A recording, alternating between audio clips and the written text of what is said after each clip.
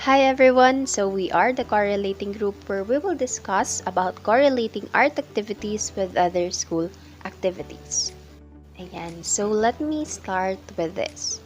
A color yellow, when combined with red, result to orange.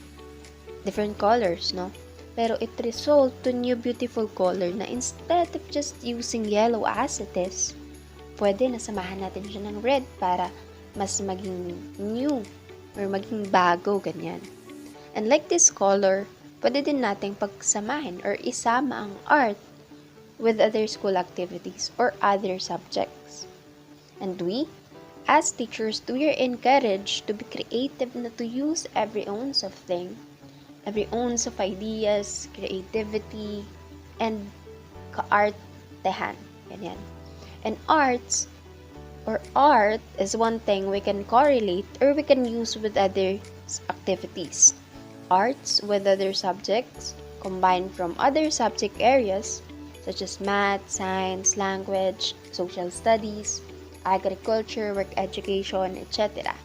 Na, in short, sa lahat ay pwede natin gamitin o i-correlate ang arts for our teaching and our activities to be more engaging, more creative, and not just a traditional na class discussion and set work sa paper, ganyan, answering multiple question and such.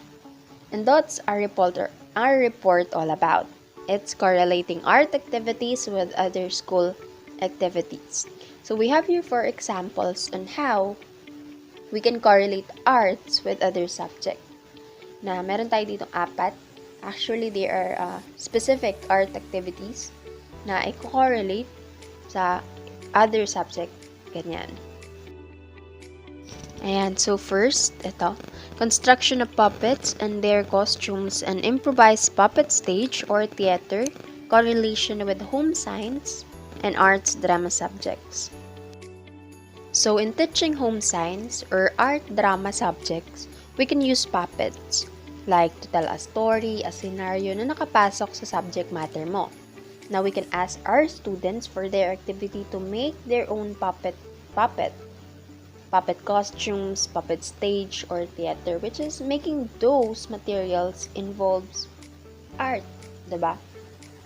And puppets are really a good way to deliver information to students and help them retain it. Kasi diba, as they see it, nandun yung napapasok sa isip nila yung mga pangyayari, and kapag ka naman si student ang nag-play using puppet, it helps them to retell information that they learn and remember. And nagkakaroon ng joy as we see those puppets, no? Tapos iibahin pa yung boses, ganyan. And as we enjoy sa learning process, ay mas natututo sila, diba? And puppet is really a great tool to capture focus or attention, especially if your students are in elementary level. And not just in home science and art drama subjects. Puppets are also a great tool to use in different subjects. For example, sa math, na magbibilang-bilang yung puppet, ganyan. And also science, like in outer space, gagawa ka ng theater, na puppet theater or a stage. Tapos, yung puppet mo, naka-astronaut costume, ganyan. And here is an example of that, a puppet show, where it correlated, and again by home science subject, which is it's about food and nutrition.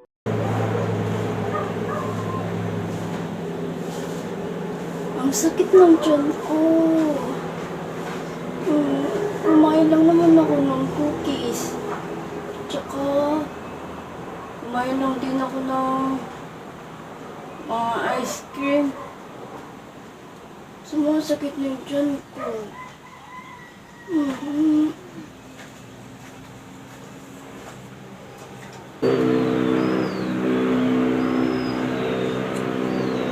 Hay nako, bakit kaya hindi kinain ng anak ko yung binigay kong baon sa kanya? Bakit nasa bag pa rin niya? Ay, pambihirang bata. Paano kaya magiging masustansya? Ay, Paano siya magiging malusog kung hindi naman niya kinakain yung mga vegetable at saka fruits na binibigay ko?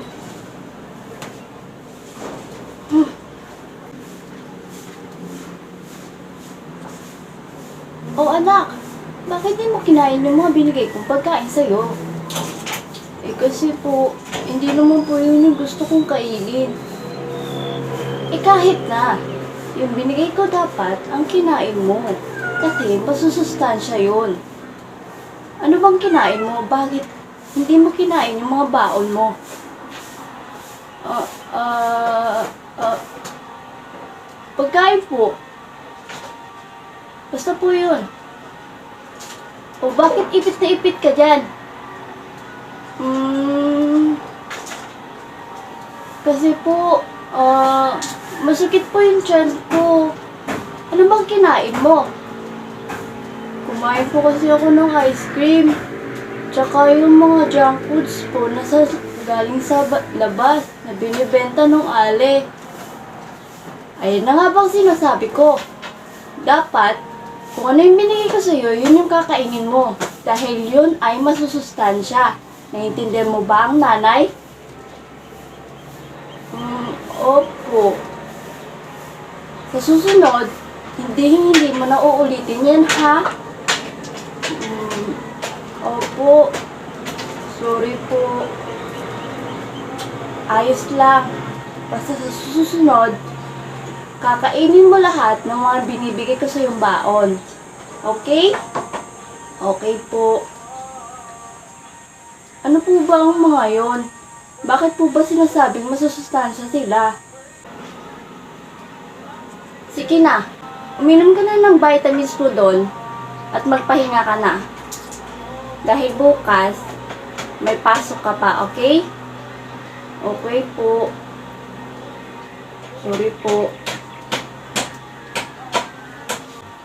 Mga bata, alam niyo bang mas importante ang mga healthy foods kaysa sa mga unhealthy foods? Naintindihan niyo ba ako? Alam kong alam niyo yun.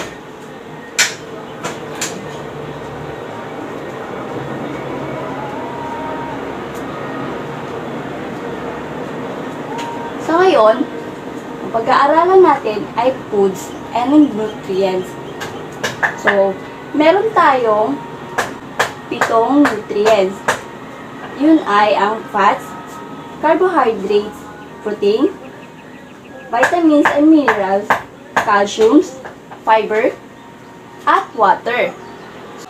Sa lahat ng mga sinabi kong nutrients, ay makakatulong ito to receive energy, stay healthy, at continuous growth sa pang-araw-araw. Kaya, lagi tayong kumain ng mga healthy foods. Yun lang. Bye-bye! So, ayan no, nakita natin na na-correlate ang art activity, which is deconstructing of puppets and puppet stage, ganyan. Sa home science na naituro or na-present nila ang home science using puppets, and also the art drama subject, ganyan. Yung pag-act ng puppet, ganyan. So, diba, instead of just asking them kung ano yung natutunan nila, why not construct their puppet to tell what they learn through the puppet show, ganyan. And hindi lang nila naintindihan or na-retell and remember yung information, but also their creativity skills and ay nagamit nila, and also pag-iisip kung paano mas mapapaganda yung puppet show nila, ganyan. And it's through art, no? It's through correlating art activities sa other subject. So next is ito, aesthetic organization of the physical environment by enhancing the surrounding area, like landscaping, including plantation of trees and other flowering plants and vegetables. And it's correlating with agriculture, home science, and environment studies activities. So dito naman, when we teach, like in agriculture, environmental science, or all about environment na subject, ganyan, we can use or we can do landscaping or familiar kayo dito. Ayan, katulad ng mga nakikita nyo sa pictures. Ayan, dito, gagawin mong, pagagandahin mo. Like, yung garden mo, ganyan, lalagyan mo ng different designs. And, doing that, it's an art, diba? Kasi you make it aesthetic. So, pwede natin itong ipa-activity sa mga student natin to organize and make their garden aesthetic. Kasi 'di ba, kadalasan ang pinagagawa sa atin kapag ka ang subject ay all about environment, agriculture, ganyan. It's just magtanim. Magtanim ng gulay, ng flowering plants, and I have this experience wherein pinagtanim, tapos sabi magtanim lang. So what I did is, ayan, tinanggal ko sa paso yung halaman, tapos nag-video ako na tinanim ko siya ulit. Ganyan. Kasi sabi magtanim lang eh. But why not? We use art na yes, magtatanim din sila, but with landscaping na they will organize and make their garden aesthetic.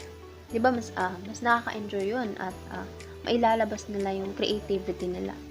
And as we do landscaping na correlate natin ng art activity na ito sa other subject activities like agriculture, environmental science, or anything about environment. And here is an example when Christine was asked by her teacher to do landscaping sa agriculture subject niya.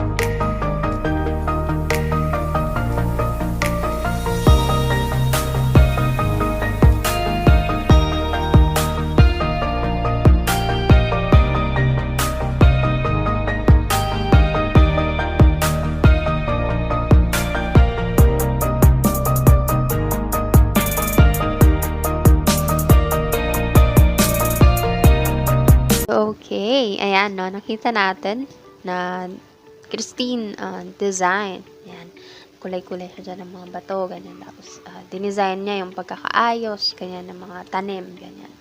So, diba, imbes na magtanim lang sila na activity, why not do landscaping para maging creative pa sila, ganyan. And at the same time, it's about agriculture and in your subject, na natutunan nila na dapat magtanim, na dapat ganito yung pagtatanim ng halaman, ganyan. And again, it's using art o correlating art with other subject, which is dito, nagamit ang landscaping, which is the art, sa subject where it's about agriculture or about environment.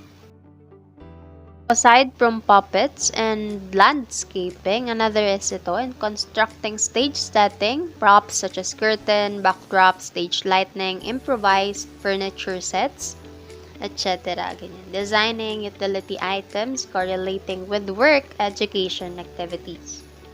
Ayan, dito naman making props, mga backdrops, stage lighting, ganyan. Iyon bang pagagandahin mo yung stage or kung saan ka magpe-present. And it involves art, diba? Like sa role playing, we use different props, diba? Backdrops at mga kung ano-ano na mga dikit-dikit na ginagawa natin na activity after the lesson, which is also a great activity for collaboration and creativity, no? So we have here example kung paano nga ba natin pwedeng i-correlate ang art activity na ito, which is constructing stage setting and such with work education. Now that we're done talking about workplace rights and responsibility, for our activity, I want you to create a role play. So, I'm giving you 1 hour at i-group nyo sa sarili nyo into 3 groups. So, yung topic for our role play for today is I want you to reenact one of the examples of workplace right and responsibility of the employer or the employee. Kahit ano doon. Tapos, because it is spontaneous role play at hindi naman kayo ready, I want you to be creative. Use anything that you can use in our classroom for your costumes, or backdrop, or your mga materials na kailangan nyo. So, galingan nyo guys. 1 hour. So, we are the group 1 and we're gonna perform about employers to comply with legislation relating to inclusive workplace. Okay.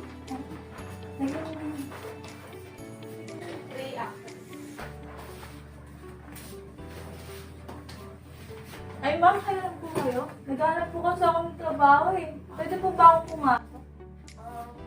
Hindi ka pasok sa mga requirement. Bakit naman? Nakatapos naman po ako ng college. Ito po yung mga papeles ko na. Sige na po muna na po. Hindi. Diyan ka na. Alis. Ma'am!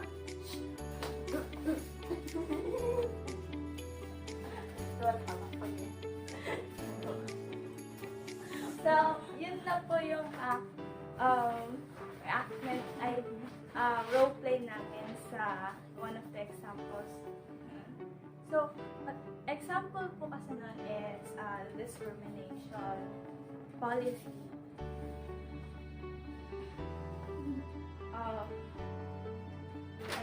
Disability Discrimination Act of 1992.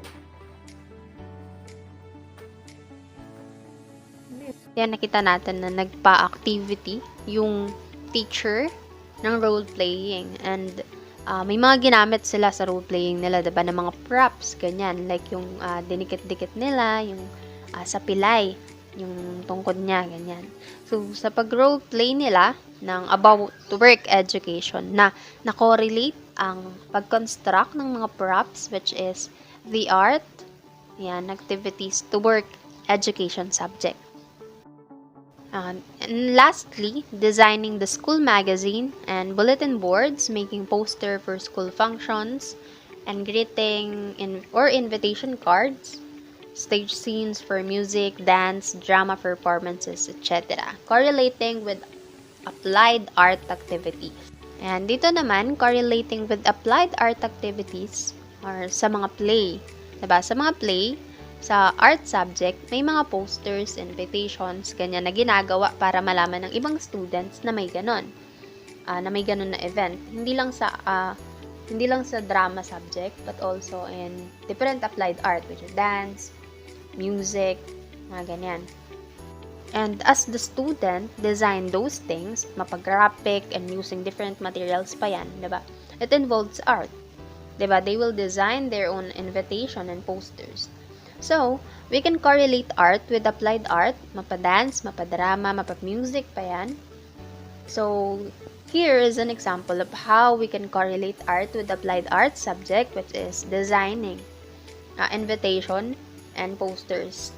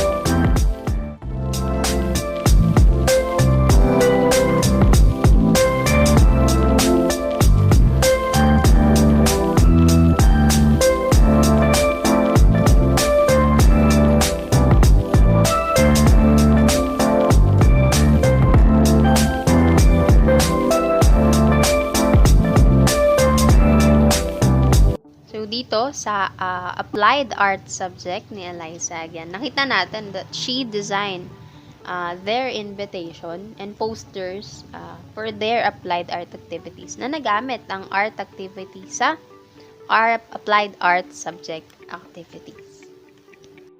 And ayan, meron tayong 4 na na-discuss na mga art activities na pwede nating i-correlate or isama sa mga other subject activities.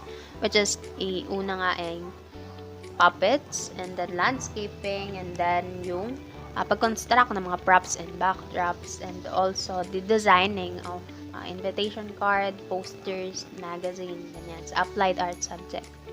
So, ilan lang tong apat na to sa mga art activities na pwede natin gawin dahil napakarami pa na pwede natin gawin na mga art activities na maiko-correlate sa ibang subject areas. Ganyan. So, it's true na we can use art to correlate with different school activities. And these activities, these examples, ay pwede natin siyang gawin ng by group or di kaya naman an individual also. So, as conclusion, kung mapapansin natin, we are actually using art sa mga activities natin. Siguro hindi lang tayo aware na, art, na-correlate ko ang art na, yung word na correlate. Ganyan. But yes, nagagamit or nako-correlate na natin ang art sa mga subject natin. Another subject activities natin. Ayan. And as we correlate art to other subject activities, it's more creative, more engaging, na nakaka-capture natin ang attention ng mga student. And nade-develop din nila ang kanilang creativity and thinking. So with that, may we as future teacher correlate art with our subjects and mas maging creative tayo because especially 21st century students or learners are different. And art is really a big help or a great tool for any teacher teaching any subject. With that, we are the correlating group, and that's all our report. Thank you.